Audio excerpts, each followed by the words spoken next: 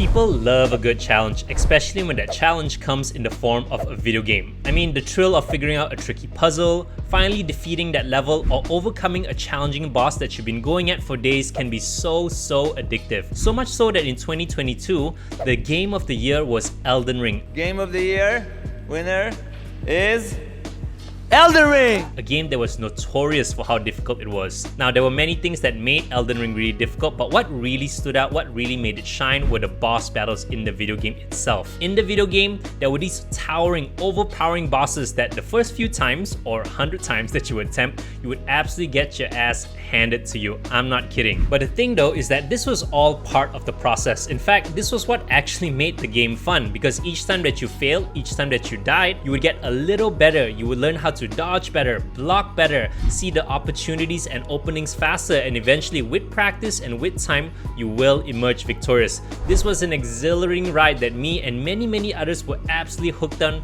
that eventually led to Elden Ring becoming Game of the Year. But in a fantasy setting, in a video game setting, this is very easy to do. Failure is easy to overcome because all you do is hit that reset button and off you go for another round. However, in real life, this is a little more challenging, but is so much more important, which brings me to today's topic. How do we actually bring this mindset into our own everyday challenge to actually overcome failure and eventually see the success behind them? Now, the one thing I want you to understand is that in life, failure is all part of the process. It is how we progress in life. Think about it for a moment. Every significant accomplishment that you've made, every significant milestone that you've met, you got there by overcoming the obstacles along with the failures that came with it. Think about a baby learning how to walk. They would fall, get up, go again, fall, get up, go again. I mean, this process repeats hundreds, if not thousands of times, but they never actually give up. In fact, they find it really fun. They find the process, the progression there to be very addictive, and they just keep on going without even thinking that failure is permanent. I mean, it was very similar to what I talk about in Elden Ring, right? We go at these bosses, we fail, we learn, we try again, and eventually we emerge victorious. However, the thing though is that as we grow up in life, well, we seem to fear failure a lot more for some reason. Maybe it's because we tend to judge ourselves a little more harshly, maybe because there's more risk to actually failing. Avoiding failure means you're avoiding challenges, which in turn means you're avoiding the best part of life. It's like avoiding the boss battles in a video game. You're missing out on the part that is most fun as well as the part that will help you progress the most,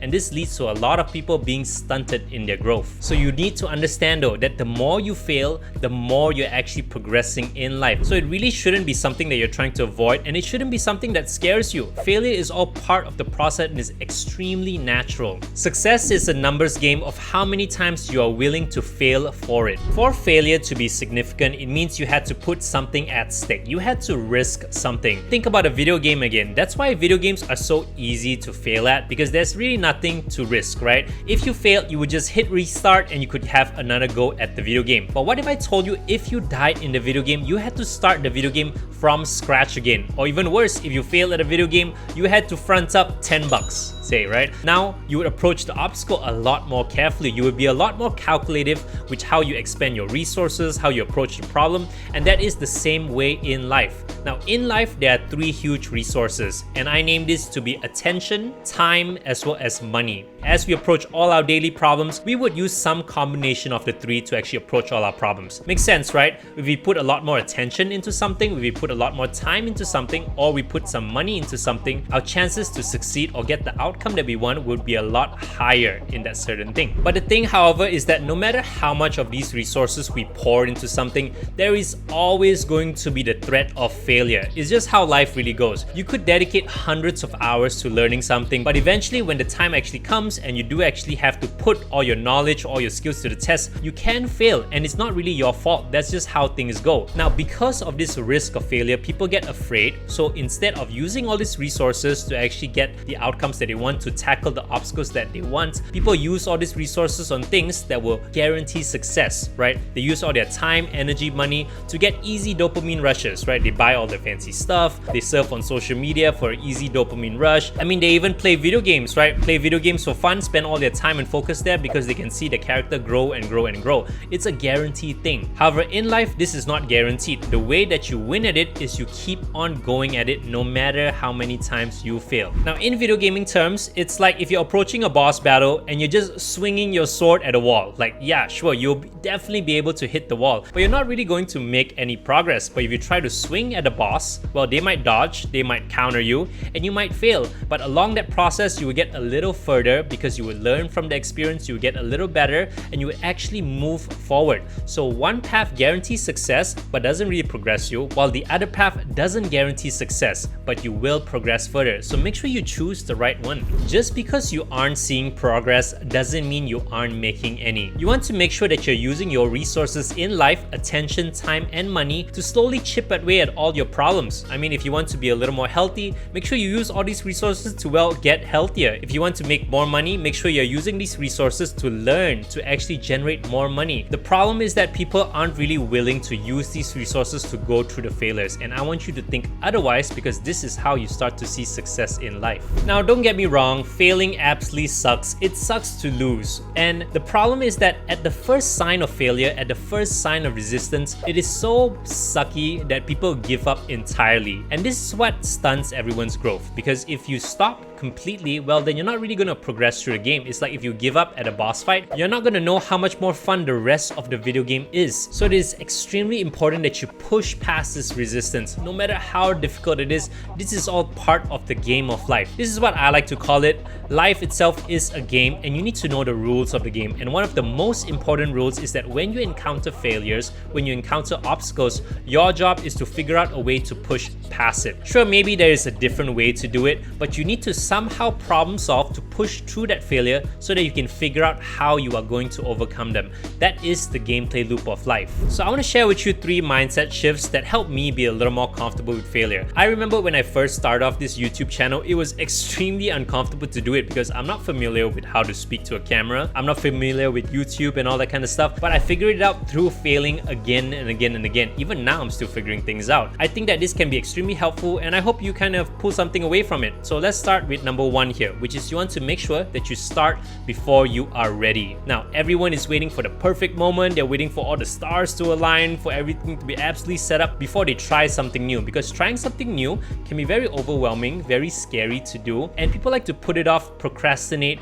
so they don't really start it, and before they know it, years have passed, right? So here's the thing though, is that if you know that failure is inevitable, I mean, it's going to happen anyways, why are you afraid of failing? You may as well start before you are ready and fail along the way, because as you do this, you would learn so much faster. Let me promise you, whatever it is that you're trying to learn, let me tell you, the best way to learn is simply dive right into it. Try doing it, fail at it, and you will learn a lot faster. Because think about it, right? If you don't exactly try something out, you won't really know how to study for it, or what to look for in it, or how to even get better at it. The only way you can know how to actually proceed from where you are is to try it, fail it, and then actually figure out the solutions to the problems you're having that's actually holding you back. Now, many people wait for this. They want everything to align so that everything goes smoothly, but nothing's going to go smoothly. Let me promise you this. So make sure that if you have a project in mind, something that you want to master, just go for it, sit down, just absolutely commit to it and try it out. That's my advice to you. Mindset shift number 2, you want to accept responsibilities for your failure. Failure is out of your control, but it doesn't mean that you cannot accept responsibilities for them. Now, what do I mean by this? Because you see, as you go about in life, things are going to go wrong. Not all the time is going to be your fault. Sometimes it's absolutely out of your control, but it does not matter,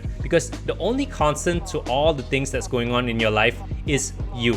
Yes, you are the only person that can actually make a difference to all the things, all the obstacles that are going to happen in your life. So for example, maybe you're not making enough money in your job. It's very, very easy to blame your boss. Like, oh, my boss doesn't see my work. They're not really giving me a raise. Or maybe something goes wrong at home. You're like, oh, my partner doesn't really understand. But what does it even matter if they understand you or not? Because you are the only person that can actually make a difference. You can't control how the other person is going to respond. Many people Don't do this. It is so frustrating to me because people like to blame other people. It's difficult to accept responsibility.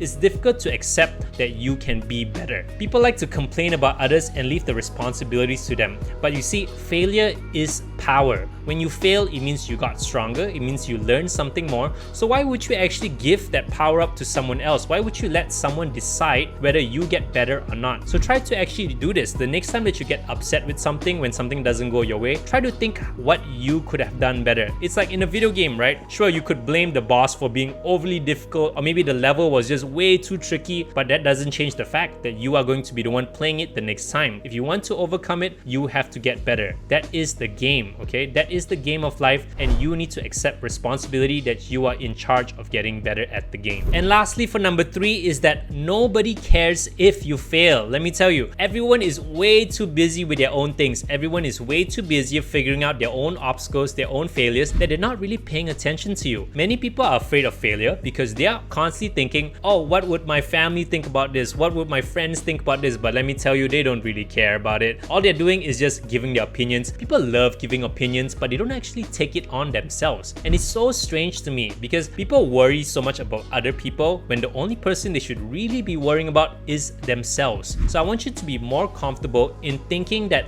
no one is really looking at you. So whatever things that you're going for, whatever failures you're actually going to go through, it is simply for you. When you start to understand this, the failures get a lot less scary because you're going to start understanding that no one's actually judging you or paying attention to you. Well, maybe they are judging you, but who really cares, right? I mean, it's not going to help them to judge you. You are the only person that's going to benefit from it. So don't be too afraid of what people think about what you're doing. And this is one of the biggest things that hold people back, is that people care way too much about what other people think. So that way, they don't actually try to do things that's going to challenge them, that's going to put them in a situation where they might fail and might grow from it because they're so afraid of what someone else would say. Try to actually overcome this. So really try to understand this, that no one cares about you, and that is a good thing. You can live life and play the game however you want. So that's about it for the video. Thank you so much for watching, and if you enjoyed the video, don't forget to subscribe below and hit that bell notification for more. And I just want to leave you with this, is that to actually succeed in life, you need to find the excitement in failing through the process itself. And if you want to know more about that topic, go ahead and check out this video over here